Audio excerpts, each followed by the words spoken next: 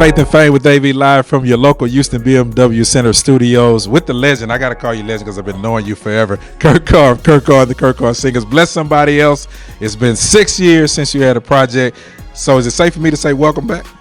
Well, I didn't go anywhere. I just been just dealing with life and preparing for this new record, and I'm really excited about it.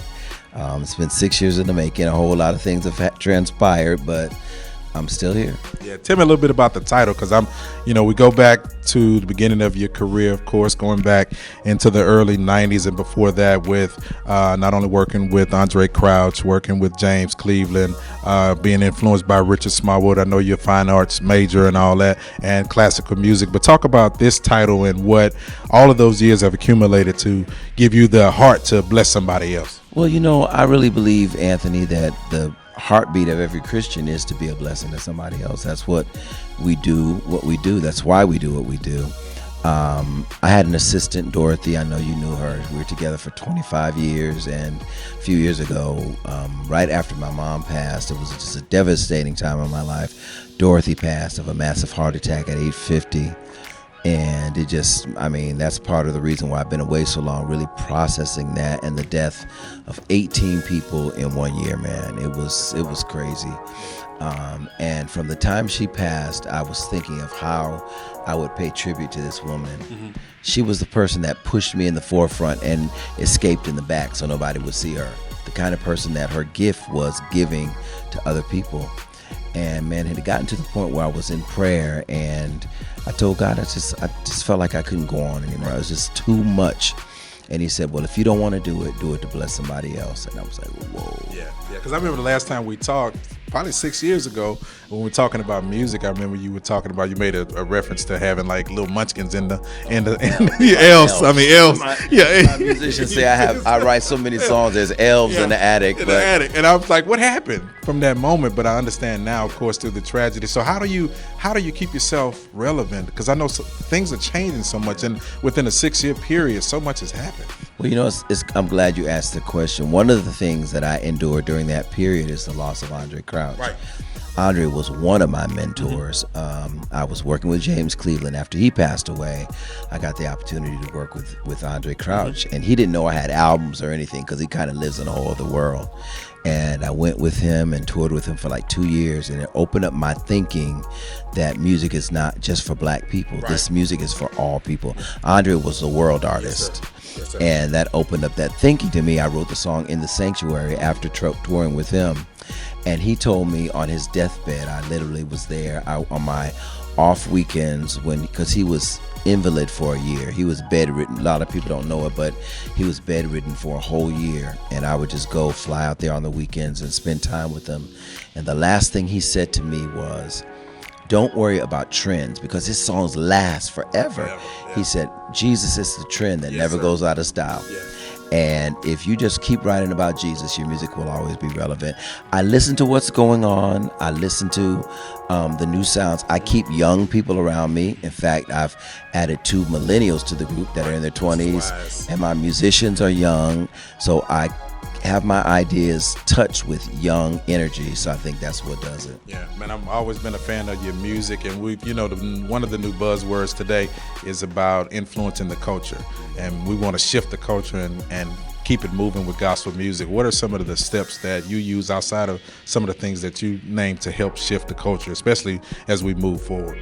Well, I think that my strong suit is songs that churches can sing.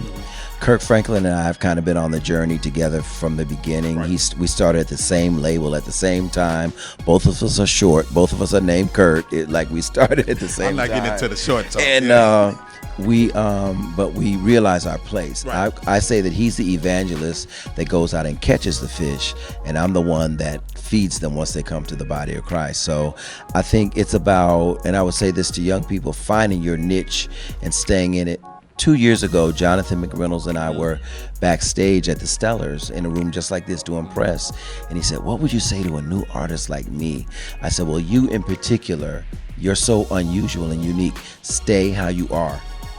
Just don't change anything. Be who you are. And the next year, he swept the Stellar Award. Man. So I think the thing is about being relevant and shaping the culture I just let God do it through the music, man. Yeah, that's what I love about you, man. Well, we're excited about the new CD, the new project. We're not talking about bless somebody else. Yeah, well, let's talk about it. I know. We are the church.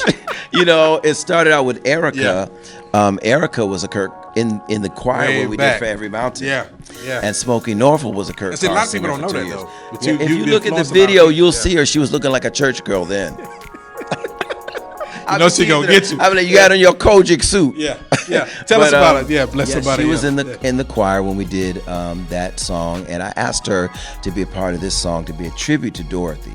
The whole song I call it Dorothy's song because I want to immortalize her. So now forever, people will look at the CD and say, "Who is Dorothy?" And I can say the most Christ-like person I've ever met. So then I asked Smokey. Smokey was a Kurt Carr singer for 2 years before he did his first album.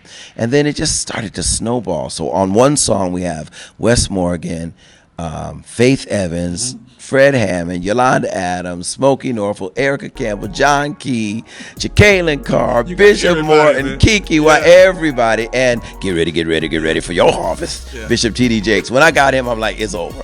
So yeah. Well, last question. I'm gonna get out your way because I know they're waving us out of here, so we got to roll. But just talk about some of the artists that you would like to work with, even in the future. Especially, we have so many up and coming artists. You named them, and you've been influencing artists for years. Yeah, well, they're starting to call me Uncle Kurt, which I don't appreciate because I'm not that old. Yeah. But I'm open to working with a whole lot of new people. I love the Walls Group. I love Jonathan McReynolds. I love Tasha Cobbs. We've talked about working together from the beginning, so you never know, but I'm really excited. I just finished the new single for the Clark Sisters, and it is blazing. They are phenomenal. Yeah. I wish I could just go over the catalog of your music because you've influenced so many people. I mean, a lot of songs that we sing in church today have been influenced by Kurt Carr. A lot of people are still singing and being blessed by him today, and there's so much that God has blessed him with and blessed us with through you, man. I just want to say thank you. How can everybody keep up with you? It's The Kurt Carr at all the social media platforms. We had to do The Kurt Carr because there's like 269 imposter Kurt Carr. If I got like 10 followers, more than likely that's not me. And if I'm asking you for $20 to buy my lunch, more than likely that's not me. All right. Yeah, follow him, man. Appreciate you. Faith and Fame with AV, and I'm gonna call him the legend because he's fashionable. That boy clean, man. You clean, boy. I'm gonna tell your mama on you. He clean. Be blessed.